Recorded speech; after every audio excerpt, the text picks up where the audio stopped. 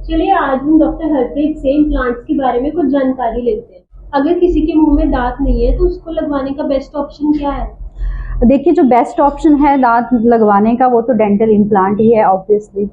Implants होते क्या हैं? डेंटल इम्प्लांट बेसिकली क्या है, एक मेटल है, ठीक है, टाइटेनियम की मेटल होती है, स्क्रू जैसा होता है, जो जहाँ से दांत निकाला है उस हड्डी के अंदर हम वो जो कील है, मेटल है, वो लगा देते हैं और उसके बाद उसके ऊपर कैप लग जाता है।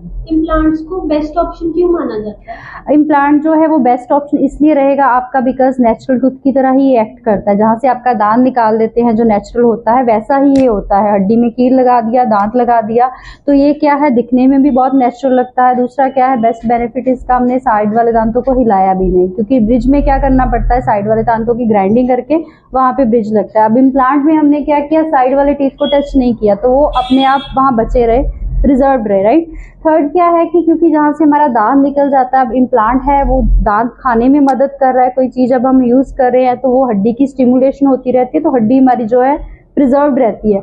कई बार केसेस होते हैं, ऐसे पेशेंट्स आते हैं हमारे पास, तो हम जब उनका एक्सरे लेते हैं जहाँ से दांत निकाला तो हड्डी का लेवल काफ़ी नीचे जा चुका है, बट अगर आप टाइमली जो है दांतों को रिप्लेस करा लोगे, वहाँ डेंटल इम्प्लांट करवा लोगे, तो आपकी हड्डी बोन भी जो है प्रिजर्व रहेगी। इसको करवाने का क्या प्रोसीजर रहता है? इम्प्लांट्स कोई भी जब हम करते हैं डेंटल इम्प्लांट, तो सबसे पहले हम पेशेंट का जो है कुछ भी रिक्वायर्ड जो एक्सरेज होते हैं, चाहे वो IOPA, OPG, CBCT स्कैन वगैरह है, वो करवाते हैं ताकि हमें हड्डी का लेवल, कंडीशन जो भी है उसकी पता चल जाए। कुछ हम एडिशनल ब्लड टेस्ट करवाते हैं पेशेंट का जो है मेडिकल स्टेटस चेक करवाने के लिए। तो वो जब ओके होते हैं तो फिर हम क्या होता है, दांत की जो हड्डी है जहाँ से हमने दांत निकाला था वहाँ पे वो मेटल को डाल देते हैं, स्क्रू जो होता है, तो 3 मंथ्स के बाद फिर उसके ऊपर हम कैपिंग जो है वो कर देते हैं। इम्प्लांट्स की कॉस्ट क्या रहती है? जो इम्प्लांट की कॉस्ट है, देखो वो वेरी करती है, डिपेंड करती है कि आप कौन सा जो है वो डेंटल इम्प्लांट लगवाते हो, किस ब्रांड का लगवाते हो, प्लस क्या है आप किस डेंटिस्ट से, कहाँ से, लोकेशन क्या है, उसके हिसाब से भी आपके जो चार्जेस हैं, प्राइसेस हैं, वो वेरी करते हैं। किसी चैरिटेबल से करवाते हो तो आपको अफोर्डेबिलिटी में ही मिल जाएगा, इम्प्लांट आपका लग जाएगा। तो 15,000 से लेके आपका 50,000 1 लाख तक जो है इसकी कॉस्ट जाती है, डिपेंडिंग ऑन ब्रांड, कंपनी और कहाँ से आप करवा रहे हो। इम्प्लांट्स के कोई साइड इफेक्ट्स भी होते हैं? इम्प्लांट के साइड इफेक्ट्स कोई नहीं होते हैं, क्योंकि ये एक बायोकम्पैटिबल मेटल होती है, टाइटेनियम की मेटल होती है जो बिल्कुल हड्डी में जा रही है, तो आपकी बॉडी इसको अच्छे से एक्सेप्ट जो है वो कर लेती है।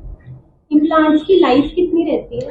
इम्प्लांट की life, this is the best option है जो आप टूथ को रिप्लेस करने के लिए चूज करते हो, तो लाइफ लॉन्ग है। 90-95% केसेस में कोई दिक्कत नहीं आती है इम्प्लांट के साथ, बट आपको ऑब्वियसली मेंटेन करनी है, आपकी ओरल हाइजीन बहुत ज़्यादा इंपॉर्टेंट हो जाती है जब आप इम्प्लांट करते हो, ताकि फर्दर कोई इन्फेक्शन ना हो। अगर आप स्मोकर हो, स्मोकिंग करते थे पहले, तो वो आपको बिल्कुल छोड़नी पड़ेगी। डायबिटिक हो आप, तो आपकी जो डायबिटीज़ है वो कंट्रोल्ड रहनी चाहिए। एवरी 3 to 6 मंथ्स आप चेकअप करवाते रहो इम्प्लांट लगवाने के बाद, तो आप इम्प्लांट जो है आपका लाइफ लॉन्ग चलेगा। क्या इम्प्लांट्स की सर्जरी पेनफुल होती है?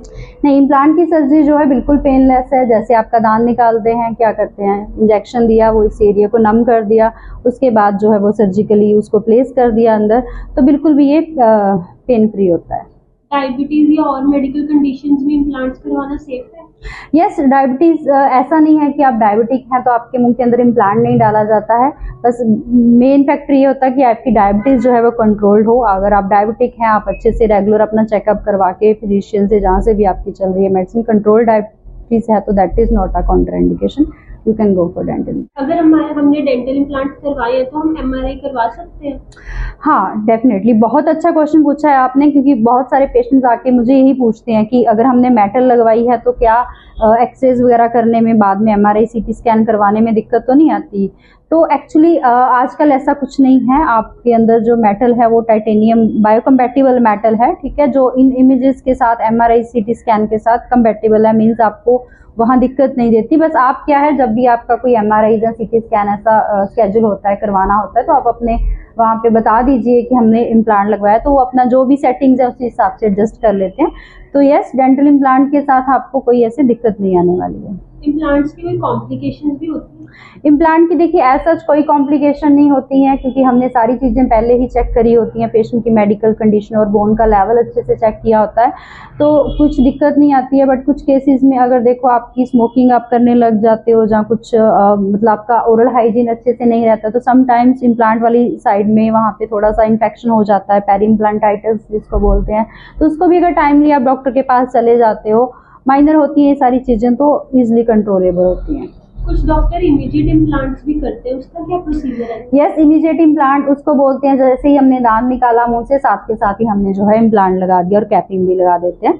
तो वो भी डिपेंड करता है, वेरी करता है पेशेंट टू पेशेंट कि किस पेशेंट में हम इमीडिएट इम्प्लांट कर सकते हैं, किसी में नहीं कर सकते। बहुत सारे फैक्टर्स जो हैं वो डिसाइड इस चीज़ को करते हैं। थैंक यू मैम, आपने हमें डेंटल इम्प्लांट्स के बारे में काफ़ी जानकारी दी। आई होप हमारी ऑडियंस को भी डेंटल इम्प्लांट्स के बारे में बहुत सारी इन्फॉर्मेशन मिली होगी और आपको बहुत हेल्पफुल रहेगी आगे।